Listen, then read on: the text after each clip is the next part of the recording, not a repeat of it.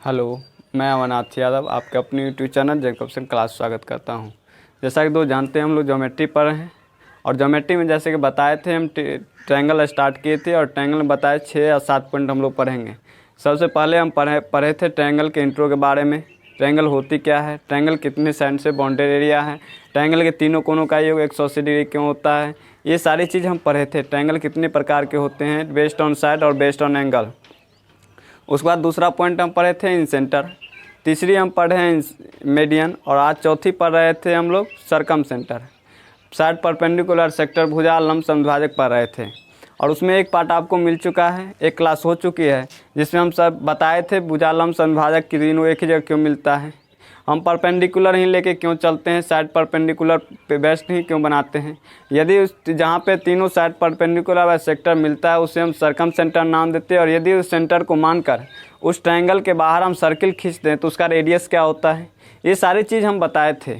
और उसके बाद हम आज नेक्स्ट जो टॉपिक उसमें पार्ट 2 होगा उसके आगे हम बढ़ेंगे। थोड़ी सी कुछ बची हुई जिसको हम कंप्लीट आज करेंगे इस क्लास में। उसके बाद नेक्स्ट क्लास से हम पढ़ेंगे ऑर्थो सेंटर। एल्टीट्यूड के बारे में पढ़ेंगे, एल्टीट्यूड तीनों एल्टीट्यूड एक ही जगह क्यों मिलता है, अर्थात शीर्षलंब जिसको हम हिंदी में बोलते हैं। ये सारी चीज़ हम नेक्स्ट क्लास से पढ़ेंगे। उसके बाद हम पढ़ेंगे सिमिलरिटी कॉन्ग्रुएंसी। उसके बाद हमारे ट्रायंगल की चैप्टर ख़त्म हो गए। उसके बाद हम स्टार्ट करेंगे क्वाड्रिलेटरल अर्थात चतुर्भुज। ये सारी चीज़ हम नेक्स्ट क्लास से पढ़ेंगे। तो आज हम बात कर रहे हैं सरकम सेंटर की, जिसमें एक क्लास आपको मिल चुका है, दूसरी क्लास होगी। आइए हम बात करते हैं सरकम सेंटर अर्थात भुजा लंब समद्विभाजक।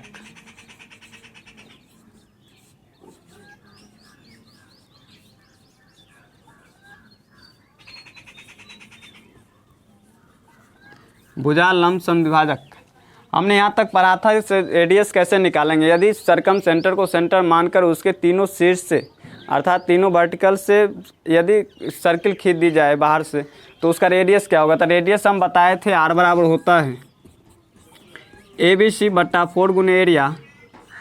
ABC जो है त्रिभुज का साइड है, ABC त्रिभुज की साइड है। जैसे कोई मान लीजिए ABC त्रिभुज है ABC, तो जैसा कि आप लोग जानते हैं साइड को डिनोट करने के लिए हम स्मॉल लेटर से डिनोट करते हैं और एंगल या शीर्ष को या उसके कोण को डिनोट करने के लिए बिग लेटर से अर्थात बड़ा लेटर से डिनोट करते हैं। तो ये स्मॉल ए, स्मॉल बी और स्मॉल सी, तो ये तीनों साइड हो गए अर्थात तीनों साइड। और डेल्टा अर्थात त्रिभुज हम हीरोज के फार्मूला से इसका क्षेत्रफल एरिया निकाल सकते हैं। चलिए इसके आगे हम बात करते हैं। रेडियस निकालने के लिए हम बताए थे कैसे निकालेंगे, ये सारी चीज़ हम बताए थे। उसके बाद हम बताए थे साइन रूल, जो कि साइन रूल अर्थात A बट्टा साइन A बराबर B बट्टा साइन B बराबर C बट्टा साइन B बराबर 2R कहाँ से आता है, ये हम बताए थे या नेक्स्ट क्लास से बताएंगे। तो आज यहाँ शुरुआत करते हैं। आप लोग देखिए, जैसा कि मुझे पढ़ाने का तरीका आपको पता है, आप सभी लोग को पता है, पूरे बेसिक से जो भी टॉपिक होता है वहाँ से हम बेसिक से उठाते हैं ताकि आपको कहीं भी कोई प्रॉब्लम ना आए। तो चलिए हम बात करते हैं। A बट्टा साइन A बराबर B बट्टा साइन B बराबर C बट्टा साइन B, C बराबर 2R कहाँ से आता है, ये सारी चीज़ हम जानकारी आज लेंगे। तो चलिए देखिए कैसे आता है। ABC एक ट्रायंगल है, यहाँ से ये साइड परपेंडिकुलर सेक्टर, ये साइड परपेंडिकुलर सेक्टर और ये साइड परपेंडिकुलर सेक्टर बताए थे। तीनों जहाँ पे मिलता है उसे हम रेडियस उसे हम सरकम सेंटर अर्थात S से नाम देते हैं, सरकम सेंटर नाम देते हैं।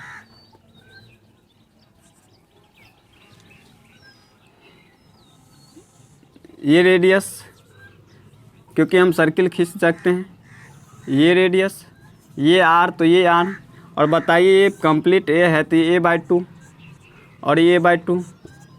अब बताइए यदि ये इसके बराबर, ये इसके बराबर और ये कॉमन होने के कारण बराबर, क्योंकि दोनों ये कॉमन होने के कारण बराबर, ये एंगल बराबर क्योंकि ये 90 डिग्री और ये भी 90 डिग्री, तो एंगल बराबर, तो ये एंगल बराबर। तो S side side side S से ये कंग्रुएंट हो गए अर्थात सर्वांगसम हो गए। और जो भी सर्वांगसम हो गए तो बचे जो भी चीज़ होगा उनके सारे बराबर। तो बताइए ये बराबर, तो ये त्रिभुज BSC, तो बताइए ये BSC एक त्रिभुज BS मान लीजिए D और त्रिभुज CSD दोनों कंग्रुएंट हो गए। तो बताइए ये दोनों बराबर, बाकी जो चीज़ भी बराबर हो उसके एरिया, पैरीमीटर, उसके एंगल, जो चीज़ बचा हो सारी चीज़ बराबर हो जाती है। तो बताइए ये इस कोण का मान 2a होता है और ये 2 है, तो आइए दोनों बराबर, तो ये a और ये a,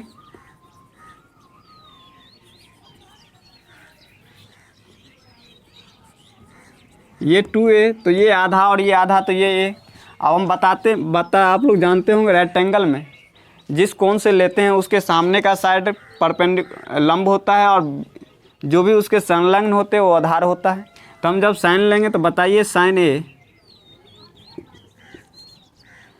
ए बराबर होता है a/2 अर्थात लंब बटा कर्ण, तो a/2 और बटे r। और बताइए यार उलट ऊपर चला जाएगा तो साइन ए बराबर a/2r और a/2r, तो a बट्टा साइन ए बराबर 2r। यहाँ से हम प्रूव कर सकते हैं a बट्टा साइन ए बराबर 2r। इधर बढ़ाइए और इसको प्रूव कीजिए b बट्टा साइन ए बराबर 2r और इधर बढ़ाइए तो b c बट्टा साइन c बराबर 2r। ये आप प्रूव कर सकते हैं, इसको आप बना सकते हैं। तो हमने बताया कि a बट्टा साइन ए बराबर b बट्टा साइन b बराबर c बट्टा साइन b बराबर 2r कहाँ से आया। ये सारी चीज़ हम बताने की कोशिश के चले हम थोड़ी सी आगे बढ़ेंगे और आगे बढ़ेंगे तो जैसा कि बताए हैं तीनों, जैसे कि एक्यूट एंगल ट्रायंगल है, न्यूनकोण त्रिभुज है न्यूनकोण त्रिभुज है, हम लोग रेक्टेंगल में कहाँ बनता है और ऑब्ट्यूज एंगल अर्थात अधिक कोण त्रिभुज में ये सर्कम सेंटर कहाँ बनता है। आइए हम उसकी बात करते हैं, जिसमें आपको सबसे बहुत ही इम्पोर्टेंट है रेक्टेंगल, जो कि प्रत्येक एग्ज़ाम में, हर एक एग्ज़ाम में जो भी एग्ज़ाम दीजिए या बहुत ही सारा क्वेश्चन रेक्टेंगल से पूछा गया है। तो आइए हम बात करते हैं तीनों सर्किल में कहाँ कहाँ हुआ सर्कम सेंटर बनता है।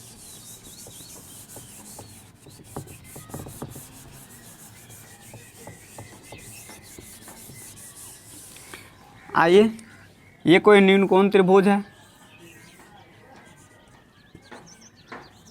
इसका एल्टीट्यूड, इसका साइड बाय सेक्टर, ये साइड परपेंडिकुलर सेक्टर और ये साइड परपेंडिकुलर सेक्टर, जहाँ पे तीनों मिलता है उसे हम सर्कम सेंटर कहते हैं। अर्थात न्यूनकोण त्रिभुज में सर्कम सेंटर त्रिभुज के अंदर बनता है। ये आप लोग सभी लोग जानते हैं क्योंकि पहले भी हम पढ़ा है। न्यूनकोण त्रिभुज में सर्कम सेंटर त्रिभुज के अंदर बनता है। हम रेक्टेंगल की बात करेंगे।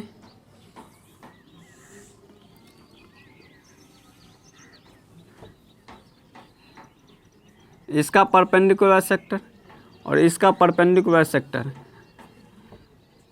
जहाँ पे मिलता है ये मिड पॉइंट है, इसे हम सर्कम सेंटर कहेंगे।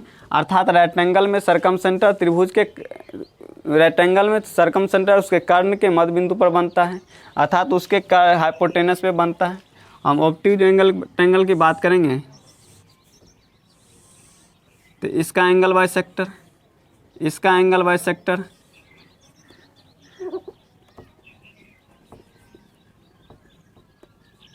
इसका परपेंडिकुलर सेक्टर, इसका परपेंडिकुलर सेक्टर और इसका परपेंडिकुलर सेक्टर जहाँ पे मिलता है उसे हम सर्कम सेंटर कहेंगे। और ऑब्ट्यूज ट्रायंगल में सर्कम सेंटर त्रिभुज के बाहर चला जाता है। तो आइए सबसे हम बात के हैं इम्पोर्टेंट इसकी, इससे बहुत ही सारा क्वेश्चन पूछा जाता है और इसी से क्वेश्चन बनता है। क्वेश्चन इससे बनता है, इससे भी बनता है, लेकिन इससे बहुत अच्छा क्वेश्चन स्टैंडर्ड नहीं पूछता है जिससे कितना पूछता है। तो आइए हम बात करते हैं इसकी। हम बात करते हैं रेक्टेंगल ट्रायंगल की।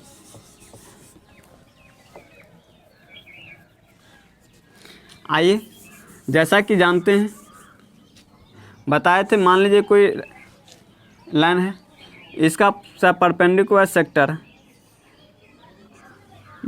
परपेंडिकुलर बाइसेक्टर जहाँ खींचते हैं उसके दोनों साइड की लाइन जो होती है वो माप बराबर होती है। ये बराबर होता है। कैसे बराबर होता है ये हम सारी चीज़ बताएं हैं। अगर आप पहला वीडियो देख रहे हैं तो इससे पहले वाले वीडियो देखिए, आपको अच्छी तरह से पूरी समझ में आएगी। आइए, ये दोनों बराबर होते हैं, तो ये अगर दोनों बराबर होते हैं, ये भी बराबर है, ये कॉमन होने के कारण बराबर था क्योंकि ये रेक्टेंगल है और ये इसके बराबर, ये इसके बराबर और ये एंगल बराबर। तो एस से हम बात किए थे, दोनों ट्रायंगल बराबर हो जाते हैं, और दोनों ट्रायंगल जब भी बराबर हो जाता है तो बताए थे उसके जो भी साइड जो भी चीज़ बचा होता है वो सारी चीज़ बराबर हो जाते हैं। तो ये सारी चीज़ बराबर हो जाते हैं तो इसके यदि ये बराबर है, आइए हम रेक्टेंगल की बात कर रहे थे, तो इसको यदि सेंटर है, इसको हम सेंटर मानकर एक सर्किल खींच दें, ये सर्किल खींच दें, तो बताइए ये इसके बराबर, क्योंकि ये मीडियन है और एल्टीट्यूड ये मीडियन है और परपेंडिकुलर सेक्टर भी है, तो ये मीडियन है, इसके बराबर, ये इसके बराबर। और ये अगर ट्रायंगल है, ये रेक्टेंगल है और इसके बाहर हम सर्किल खींच दिए और ये सेंटर माने हैं, तो ये मीडियन है, तो ये भी रेडियस और ये भी रेडियस और ये भी रेडियस। बताइए ये रेडियस है तो ये तो आप जब सर्किल पढ़ेंगे तो बताएंगे व्यास द्वारा परिधि पर बना कोण 90 डिग्री होता है। व्यास द्वारा परिधि पर बना कोण 90 डिग्री होता है। मान लीजिए कोई सर्किल है, ये कोई उसका व्यास है और इस पे बना कोण, व्यास द्वारा बना कोण उसकी 90 डिग्री होता है। सर्किल पे कहीं भी बना दीजिए, व्यास द्वारा उसके परिधि पर बना कोण 90 डिग्री होता है, तो 90 डिग्री होगा, तो यहाँ से ये होगा तो ये भी रेडियस। इसी तरह हम बात करेंगे, यदि कभी भी यहाँ से इधर कोई लाइन खींच दी जाए जो मीडियन हो और ये भी और ये दोनों बराबर हो, ये दोनों बराबर हो, तो इस पे बना कोण हमेशा 90 डिग्री होता है। ये यदि ये दोनों बराबर हो तो ये उस पर बना कोण हमेशा 90 डिग्री होता है। कैसे देखिए, यदि ये बराबर है, ये मीडियन है, यहाँ पे किधरों आप लाइन खींच दीजिए, इधर लाइन खींच दीजिए, अगर ये दोनों बराबर है और ये मीडियन है तो इस पे बना कोण 90 डिग्री होगा। जैसे कि हम यहाँ पे इस पर सिर्फ सर्किल नहीं खींच रहे, बाकी सारी चीज़ सेम है, तो आप ये क्या होगा 90 डिग्री होगा। तो आप बहुत ही आसानी से इसको याद रख सकते हैं और बहुत ही अच्छा स्टैंडर्ड क्वेश्चन इस पर बन सकता है और बनता है। जैसे कि हम क्वेश्चन बताएंगे तो सारी चीज़ फिर से हम बताते चलेंगे, थोड़ा सा बताएंगे उसके बाद हम सारी क्वेश्चन बताएंगे। तो आइए हम बात करते हैं,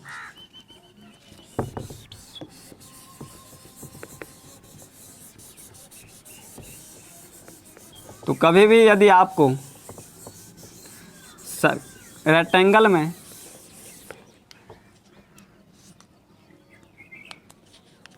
मान लीजिए कोई समकोण त्रिभुज है ABC, समकोण त्रिभुज है, ये साइड परपेंडिकुलर सेक्टर है और ये मीडियन है। यदि कभी भी BD की लेंथ ज्ञात करने के लिए बोल दिया जाए, BD की लेंथ आपको पूछ दिया जाए तो AC/2 होगा। BD की लेंथ पूछ दिया जाए तो AC/2 होगा। आप बोलेंगे क्यों? क्योंकि ये मीडियन है और ये दोनों बराबर है और ये भी बराबर है, क्योंकि इसके बाहर हम सर्किल खींच देते तो ये रेडियस तो ये भी रेडियस और ये भी रेडियस है, तो ये इसके आधा के बराबर हो जाएगा। आप बात करते हैं सरकम सेंटर, तो सरकम सेंटर यहाँ पर बनता है, अभी बता के आए हैं सरकम सेंटर उसके कारण हाइपोटेनस के मिड पॉइंट पर बनता है।